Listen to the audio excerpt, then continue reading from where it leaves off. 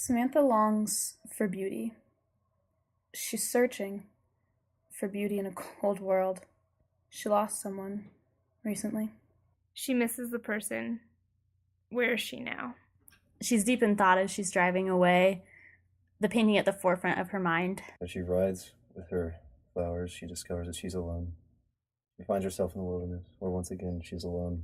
She walks along the path alone, looking at the barren trees, because she feels alone without her father. In some ways is sad, because she, the artist, cannot truly paint beauty as it is. And the greater artist is nature. She was constantly trying to discover something reflected back at her about something inside. After she was sexually assaulted, one of the things that she did every day was art therapy. The paintings were in her room and taunted her, and she had to get rid of them. This is Chris. Every few weeks, he gets a pair of shoes down from the telephone line, no matter how snowy, and walks just a little while in a stranger's shoes. He wants the world to know that he is totally in control of his life, but really he's so uncertain and insecure and feels really lonely. He feels removed from everything and alone. And he's living with the fact that he can no longer be with the person he loves. All he can see is his own reflection, devoid of all others. He wanders. What will he encounter in his day? For him, winter is this destructive force. And he doesn't really know how to interact with it besides casually sliding past it. No one knows what he's going through because he tries to hide it as best he can. I know that nobody else thought that he was going to do it. We didn't know him really well. What could you do? What could you have done? Could you have said anything? Rachel needs a home. She needs something to care about.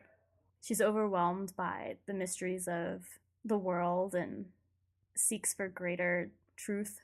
She likes going on adventures and is continuously looking to find herself. For a long time, she wasn't sure exactly what she was looking for. Maybe it was God, or maybe it was just connection. No one knows the wounds she hides. She tries to always be fun and have a good time.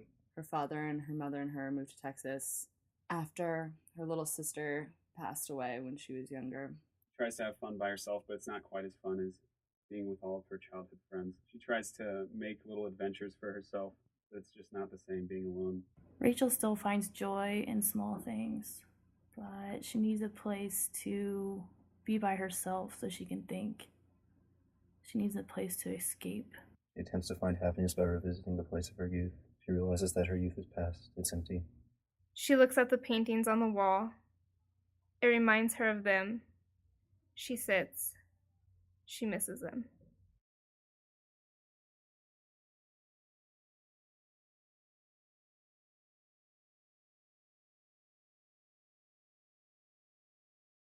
Samantha is 19 years old. She has never met her biological father. Up until 1 month ago, she thought he was killed in an accident before she was born.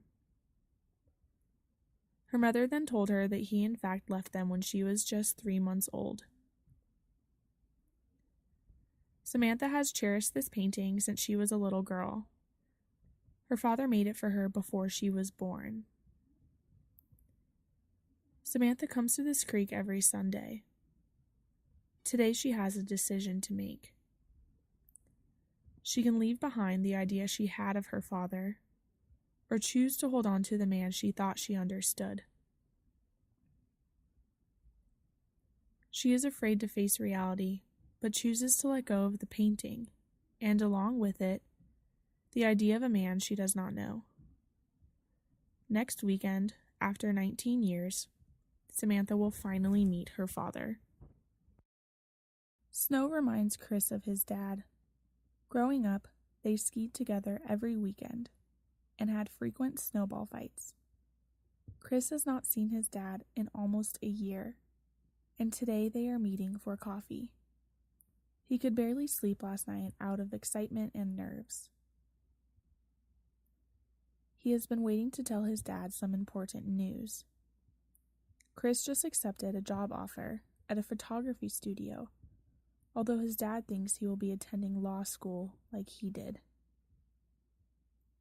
He wants to make his dad proud, but he knows this will be a difficult conversation. Chris has been practicing what to say over and over in his mind, and he imagines every possible reaction from his dad. But as he walks to meet him, the snow reminds Chris that his dad will support him, and maybe afterward they will even have a snowball fight. Today is the 10th anniversary of Rachel's father's death. She came to visit the town she grew up in. The day he died was a day just like this, with the sun out melting the snow. Rachel walked through the town, passing through the alley where he died. Her cat had gotten stuck on a utility pole, so he climbed up a ladder to save it when a car came through and knocked the ladder over. She has always blamed herself for his death and wishes he could have seen her grow up. When she was 10, Rachel and her dad built a playhouse together in their backyard, and she visits it every year on the anniversary. The house has not changed in 10 years. It is exactly how she and her father painted it. She sits inside, thinking about the year she spent with her dad there, and the year she spent without him. Rachel decides this will be the last time she visits the house they built together.